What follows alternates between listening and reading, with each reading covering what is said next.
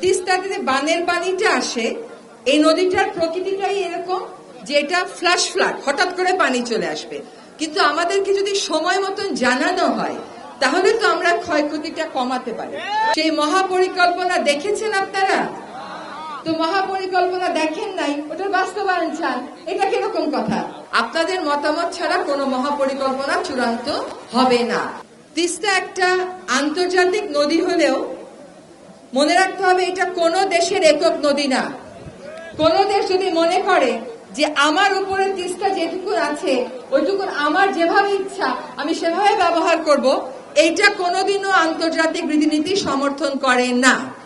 এবং এই যে তিস্তার ব্যাপারটা, এইখানে আমাদেরকে চীন সাহায্য করতে এগিয়ে এসেছে। আমরা চীনের সাথে একটা চুক্তি করেছি, সেই চুক্তি দেখেছেন আপনারা? সেই মহাপরিকল্পনা দেখেছেন আপনারা? তো মহাপরিকল্পনা দেখেন নাই, ওটা বাস্তবায়ন চান, এটা কিরকম কথা?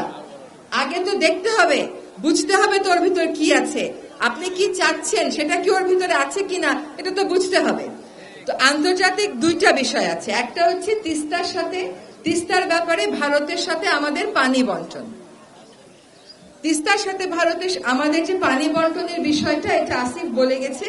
আমরা আমাদের মন্ত্রণালয়ের পক্ষ থেকে অবশ্যই বারবার ভারতকে বলবো, শুধু সেটা বলবো না, আমরা কিন্তু ইতিমধ্যে বলেছি যে তিস্তাতে বানের পানিটা আসে, এই নদীটার প্রকৃতিটাই এরকম যে এটা ফ্ল্যাশ ফ্লাড, হঠাৎ করে পানি চলে আসবে।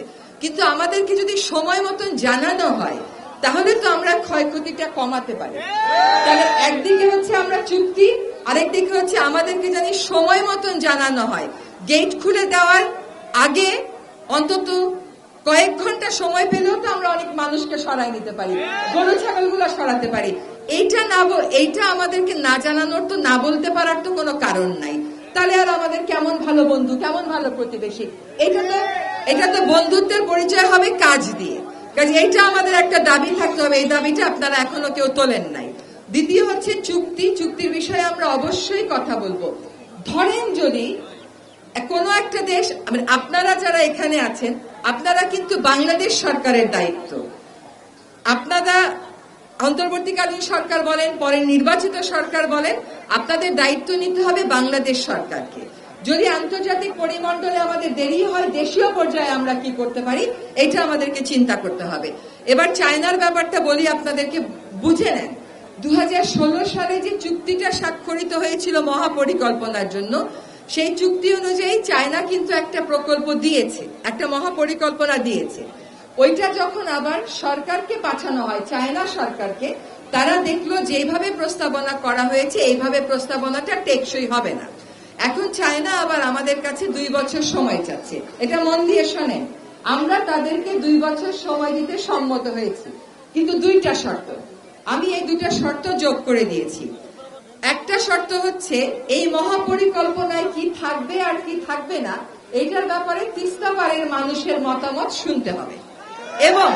এবং শুনে দেন, এই যে মতামতটা, একটা তো মহাপরিকল্পনা আছে, ওটা চূড়ান্ত ভাবে চায়না সরকার অনুমোদনটা দিচ্ছে, বলছে এটা টেকসই হবে না। তাহলে কি থাকবে কি থাকবে না এটা শুনবার জন্য পানি উন্নয়ন বোর্ড চায়নার ওই পাওয়ার চায়না কোম্পানিকে নিয়ে আপনাদের কাছে আসবে, শুনে। দ্বিতীয় কথাটা হচ্ছে আমার পরিকল্পনাটা 2025-এর ডিসেম্বরের মধ্যে চূড়ান্ত করতে হবে। এখন আপনারা যদি বলেন পরিকল্পনাটা এর চেয়ে আগে চূড়ান্ত করে ফেলা, এটা বুঝতে হবে যে এটা আসলে সময় লাগবে। কিন্তু আমরা এতদিন অপেক্ষা করেছি, আর 1 বছর অপেক্ষা করা খুব বেশি কষ্টের না, যদি সেখানে আপনাদের মতামত প্রতিফলিত হয়। আমি আপনাদেরকে যে কথাটা দেব সেটা হচ্ছে আপনাদের মতামত ছাড়া কোনো মহাপরিকল্পনা চূড়ান্ত হবে না। পানি উন্নয়ন বোর্ড আয়োজন করবে, পাওয়ার চায়নার সাথে থাকবে।